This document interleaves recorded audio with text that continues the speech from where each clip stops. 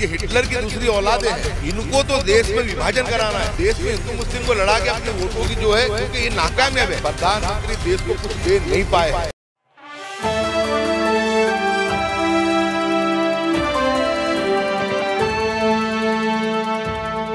नमस्कार, मेरा नाम है जयंती झा और आप देख रहे हैं नेक्स्ट 9 न्यूज पॉलिटिकल बाइट। दोस्तों, हमारी जो टीम है नेक्स्ट 9 न्यूज पॉलिटिकल बाइट की जो टीम है इस वक्त गुजरात में मौजूद है। गुजरात की चुनावी यात्रा कर रही है और एक एक जिला, एक एक शहर इस वक्त खंगाला जा रहा है। लोगों के मुद्दे यहाँ खंगाले जा रहे हैं, लोगों का मिजाज टटोलने की कोशिश हमारी टीम कर रही है। हमारे सहयोगी राकेश मोहन सिंह पूरी मशक्कत कर रहे हैं कि किसी तरीके से वहां की जनता के मुद्दों को निकाला जाए और उन पर चर्चा की जाए। तो यहाँ देखिए, हमारे जो सहयोगी है राकेश मोहन सिंह इस बार दरियापुर विधानसभा क्षेत्र में पहुंचे और वहां के विधायक ग्यासुद्दीन शेख से उन्होंने बातचीत की। उनसे बातचीत में बहुत सारी चीजें देखिए निकलकर सामने आई। दोस्तों, ग्यासुद्दीन शेख कहा जाता है कि पिछली बार जीते थे, बड़े मार्जिन से जीते थे, तकरीबन 6000 वोटों से वो जीते थे। तकरीबन 6000 से ज्यादा ही वोट, एग्जैक्ट डेटा हम आपको दिखाएंगे आगे जाकर रिपोर्ट में, पूरी रिपोर्ट दिखाएंगे। लेकिन उससे पहले मैं आपको बता दूं कि 6000 तकरीबन वोट का उनका मार्जिन था और उन्होंने भाजपा के प्रत्याशी को हरा दिया था। तो यहाँ इस बार क्योंकि गुजरात में कहा जा रहा है कि मोदी लहर है, गुजरात में कहा जा रहा है कि भाजपा प्रधानमंत्री नरेंद्र मोदी के चेहरे पर चुनाव लड़ रही है, तो निश्चित तौर पर उसकी जीत ही होगी। लेकिन इसमें कितनी सच्चाई होगी और दरियापुर पर मोदी फैक्टर काम आ पाएगा कि नहीं आ पाएगा, ये सबसे बड़ा सवाल यहाँ खड़ा हो रहा है। क्योंकि देखिए, दरियापुर विधानसभा क्षेत्र जो है, इसको लेकर कहा जाता है कि मुस्लिम बहुल इलाका है और मुस्लिम जो मतदाता हैं उनका रुझान इस बार के चुनाव को लेकर क्या है, किस पार्टी की तरफ वो देख रहे हैं, अपने मुद्दों को उठाने के लिए किस पार्टी को चुनना पसंद करेंगे, ये तमाम तरीके के सवाल देखिए इस बार खड़े हो रहे हैं दोस्तों। और इस बार यही सारे सवाल, तमाम सवाल हमारे सहयोगी राकेश मोहन सिंह ने ग्यासुद्दीन शेख से पूछे। उन्होंने जितने भी सवाल उनसे पूछे, जाहिर सी बात है वो कांग्रेस के विधायक है, कांग्रेस से जीते हैं, तो यहाँ पर बीजेपी का विरोध करते नजर आए, बीजेपी को सीधे तौर पर घेरते हुए नजर आए, प्रधानमंत्री नरेंद्र मोदी पर वो हमला बोलते हुए नजर आए, तमाम तरीके की बातें उन्होंने की। और इन बातों में सबसे ज्यादा जो एक अहम हिस्सा उनका था, उन्होंने कहा कि भाजपा जो है और आरएसएस, ये दोनों मिलकर देश को हिंदू मुस्लिम में विभाजित कर रहे हैं और यही काम दरियापुर में भी होता अगर यहाँ भाजपा होती। लेकिन दरियापुर की जनता ने मुझे चुना है और इस बार भी मुझे पूरा यकीन है कि दरियापुर की जनता मुझे ही चुनेगी, कोई एंटी इनकम्बेंसी नहीं है। ऐसा जब उनसे सवाल किया गया कि आपके सामने तो आम आदमी पार्टी भी होगी, भाजपा भी होगी वोट काटने के लिए, और फिर AIMIM यानी असदुद्दीन ओवैसी की जो पार्टी है वो भी दरियापुर में अपना कोई ना कोई प्रत्याशी उतारेगी, तो आपके सामने तो मुकाबला बहुत पार्टियों से है। तो यहाँ इस बात पर सीधा सीधा उनका जवाब यही था कि कोई मुकाबला नहीं है और मैं जिस तरीके से पिछली बार भारी मतों से जीत कर आया था, इस बार भी बहुमत से मेरी जीत होगी। तो आप देखिए उनके दावों में सच्चाई कितनी है कितनी नहीं है, आपको आगे हम दिखाएंगे, बाकायदा बाइट के जरिए दिखाएंगे, बाकायदा रिपोर्ट के जरिए दिखाएंगे। लेकिन उससे पहले दरियापुर विधानसभा क्षेत्र के बारे में पूरी जानकारी, साथ ही 2017 के चुनाव में दरियापुर पर कौन सी सीट से जो प्रत्याशी लड़े थे, कौन सी पार्टी से प्रत्याशी लड़े थे, कितने वोट उनको मिले थे, कितना वोट प्रतिशत था और कितना मार्जिन था, ये पूरा डेटा, इसकी पूरी रिपोर्ट आपको सबसे पहले दिखा देते हैं। तो दरियापुर विधानसभा क्षेत्र से जुड़ी ये रिपोर्ट देखिए। गुजरात में जल्द ही विधानसभा चुनाव होने हैं, इसलिए इस बात पर चर्चा करनी जरूरी हो जाती है कि गुजरात का मुस्लिम समुदाय किस तरफ निहार रहा है। पिछले विधानसभा चुनाव में कांग्रेस ने भाजपा को लगभग काफी हद तक टक्कर दी थी, पर इस बार कांग्रेस कहां खड़ी है ये देखना जरूरी है। अहमदाबाद में कई ऐसे विधानसभा क्षेत्र और सीटें हैं जहां कांग्रेस का वर्चस्व अभी भी कायम है। उन्हीं में से एक सीट है दरियापुर। दरियापुर विधानसभा क्षेत्र एक मुस्लिम बहुल इलाका है जहां के विधायक हैं ग्यासुद्दीन शेख। दरियापुर विधानसभा सीट का पुराना नाम दरियापुर काजीपुर सीट था, लेकिन परिसीमन के बाद ये नाम बदल गया। साल 1990 से लेकर 2007 तक इस सीट पर भारतीय जनता पार्टी भाजपा के उम्मीदवार भरत बारोट का कब्जा रहा है, लेकिन फिलहाल इस सीट से कांग्रेस के नेता ग्यासुद्दीन शेख विधायक हैं। पिछले चुनाव में उन्होंने भाजपा के प्रत्याशी भरत बारोट को पटकनी दी थी। आइए इस सीट के पिछले चुनावी नतीजों पर थोड़ी नजर डालते हैं। तो आंकड़ों के मुताबिक 2017 के विधानसभा चुनाव में सीधा मुकाबला भाजपा और कांग्रेस के बीच था। शेख गयासुद्दीन हबीबुद्दीन जो कि कांग्रेस से हैं, उनको पिछली बार 63,712 वोट मिले थे, यानी उनका वोट प्रतिशत था 50%।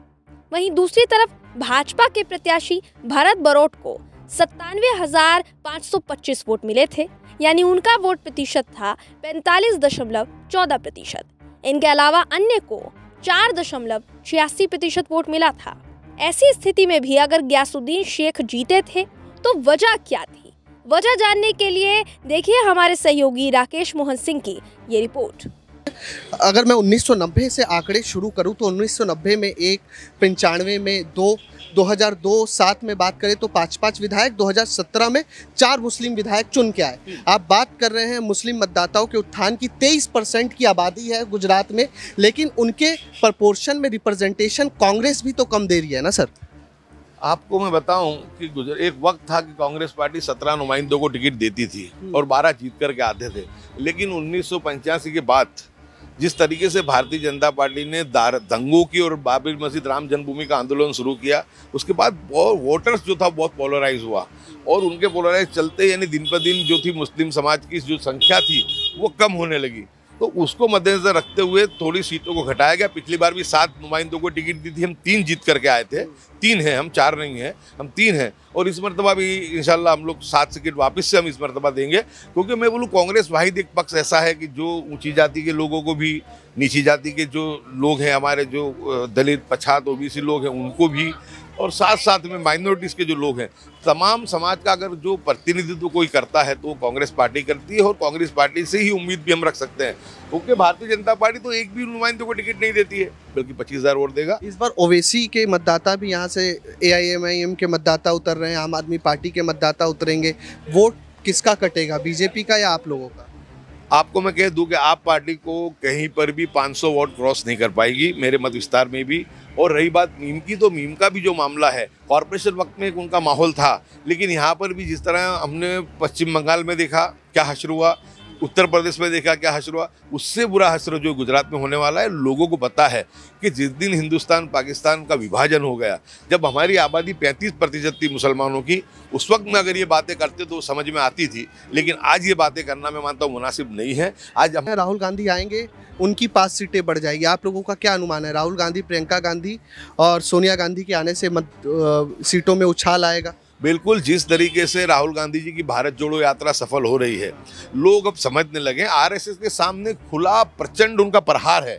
वो खुल करके RSS की, आज दूसरी पॉलिटिकल पार्टी है जो है वो मोदी और RSS के खिलाफ बोलने से डरती है, लेकिन एक वाहिद राहुल गांधी है कि जो RSS के खिलाफ खुला जो है उन्होंने उनके सामने एक फटकार दिया है, उनको ललकारा है और उस बात को लेकर के लोगों को समझाने ही निकले हैं कि ये देश को तोड़ने वाले लोग हैं, ये देश के अंदर जो विभाजन कराने वाले लोग हैं और हिंदू मुस्लिम को विभाजन करा करके ये देश को तोड़ करके अपनी राजनीति करना चाहते हैं। क्योंकि मैं ये मानता हूँ कि हिंदुस्तान में ये एक ऐसी पॉलिटिकल पार्टी, हिंदुस्तान में नहीं बल्कि दुनिया में ऐसी पॉलिटिकल पार्टी होगी कि जो खुद, जिसका प्रधानमंत्री खुद लोगों को विभाजन करवाता है, हिंदू मुस्लिम में विभाग करवाता है। नहीं तो होता ये है कि प्रधानमंत्री का काम तो ये रहता है कि वो 2 कम्युनिटी नज़दीक आए, 2 लोगों में भाईचारा बढ़े, देश मजबूत हो, देश महासत्ता है। लेकिन वाहिद एक भारतीय जनता पार्टी पूरी दुनिया की ये पार्टी है। मुझे तो देख करके कभी कभी दुख भी होता है कि दुनिया, अमेरिका और यूरोप कंट्रीज जो है, ब्रिटेन, किस जगह जा रहे हैं, वहाँ मानव अधिकारों की कितनी कीमत है और यहाँ पे मानव अधिकारी की और मानव मूल्य की कोई कीमत नहीं है। मानव अधिकार बीजेपी वाले बोलते हैं कि हिंदुओं का भी है, उस समय कोई मानव अधिकार की बात नहीं करता, जब एक खास समुदाय की बात आती है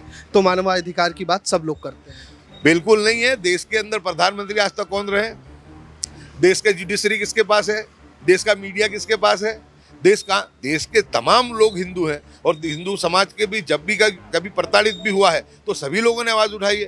बात यह है कि हम माइनॉरिटी पे अगर कोई बात होती है तो उस पर तुमको बात भी नहीं करना, क्योंकि हमारा एजेंडा है, हमको इनको प्रताड़ित करना है, हिंदू मुस्लिम करके हमको वोट लेना है। लेकिन ये राजनीति खुली हो चुकी है, लोग समझ चुके हैं कि संकुचित विचारधारा के लोग हैं। ये जो लोग हैं ये हिटलर की दूसरी औलादें हैं, इनको तो देश में विभाजन कराना है, देश में हिंदू मुस्लिम को लड़ा के अपने वोटों की जो है, क्योंकि ये नाकामयाब है, प्रधानमंत्री देश को कुछ दे नहीं पाए हैं। जी, तो देखा आपने, कि गयासुद्दीन शेख ने क्या कहा। हालांकि कहा यह जाता है कि गयासुद्दीन शेख अपने इलाके के लिए बहुत सक्रिय नेता माने जाते हैं, यानी वहां की जनता गयासुद्दीन शेख को बेहद पसंद करती है। पिछले चुनाव में वो अगर इस सीट से भाजपा के प्रत्याशी को पटकनी दे पाए थे तो उसमें बहुत अहम भूमिका निभाई थी धर्म के मुद्दे ने। पिछले चुनाव में भी उन्होंने आरोप लगाया था भाजपा पर कि भाजपा दरियापुर की जनता के साथ भेदभाव करती है। इन्हीं सब मुद्दों को मजबूती से उठाने की वजह से गयासुद्दीन शेख ने जीत दर्ज की थी। मगर अब उनकी सीट पर मुकाबला सिर्फ और सिर्फ भाजपा से नहीं बल्कि ओवैसी से भी है। उन्हें टक्कर देने के लिए ओवैसी चुनावी मैदान में खड़े हैं। ऐसे में जीतेगा कौन, ये सवाल सबसे बड़ा है। क्या गयासुद्दीन शेख को उनकी इस सीट से आम आदमी पार्टी या फिर AIMIM टक्कर दे पाएगी, या भाजपा वही मुकाबला दोबारा दोहराएगी? इस बार मुकाबला मुश्किल होगा या आसान, ये देखना होगा। जी, तो देखा आपने कि इस तरीके से दरियापुर के जो विधायक हैं यानी गयासुद्दीन शेख साहब, वो साफ तौर पर कहते हुए नजर आ रहे हैं कि ये तो हिटलर की औलादे हैं। यहाँ उन्होंने ये शब्द इस्तेमाल किया, इसीलिए हमें ये शब्द इस्तेमाल करना पड़ रहा है दोस्तों। उन्होंने ये जो शब्द है ये भाजपा और RSS को लेकर इस्तेमाल किया। उन्होंने साफ तौर पर कहा कि हम तो अगर हिंदू भाइयों के साथ कुछ अनहोनी हो जाती है, हम तो इस पद पर रहते हुए भी उनके लिए आवाज उठाना जानते हैं, लेकिन जब बात आती है मुसलमानों की तो बीजेपी उनसे किनारा करना जानती है। बीजेपी हमेशा से उनसे पल्ला झाड़ना जानती है, क्योंकि यहाँ उनका एजेंडा फेल हो जाएगा अगर वो मुसलमानों के समर्थन में आवाज उठाएंगे। तो वाकई देखिए, ये अपने आप में बहुत बड़ा बयान उन्होंने दिया है, जो कि चुनाव के लिहाज से बड़ा बयान है। देखिए, कांग्रेस की अगर आप बात करेंगे दोस्तों, तो इस वक्त कहा यह जा रहा है कि पिछले विधानसभा चुनाव में कांग्रेस ने जिस तरीके से भाजपा को टक्कर दी थी, वो टक्कर अब कहीं ना कहीं केंद्रीय स्तर पर नजर नहीं आएगी। लेकिन कुछ ऐसी सीटें हैं जहां कांग्रेस अभी भी अपना प्रभुत्व रखती है, प्रभाव रखती है। सौराष्ट्र में ज्यादातर सीटें ऐसी हैं जहां पर कांग्रेस का प्रभाव है। तो ऐसे में कहा यह जा रहा है कि कांग्रेस अभी भी उन सीटों पर प्रबल दावेदार मानी जाएगी और उनके जितने भी उम्मीदवार हैं वो उस सीट पर जीतकर आएंगे, जिनमें नाम गयासुद्दीन शेख का भी आ रहा है कि गयासुद्दीन शेख आगे जाकर सीधे तौर पर भारी मतों से जीत दर्ज कर सकते हैं। हालांकि ऐसा होता है कि नहीं होता है, ये तो आने वाला वक्त बताएगा। बहरहाल, इस खबर पर आपकी राय क्या है कमेंट करके जरूर बताइएगा। वीडियो अगर आपको पसंद आया हो तो वीडियो को लाइक और शेयर करना ना भूलें। फिर मुलाकात होगी आपसे किसी ऐसी ही खबर के साथ। तब तक के लिए नमस्कार।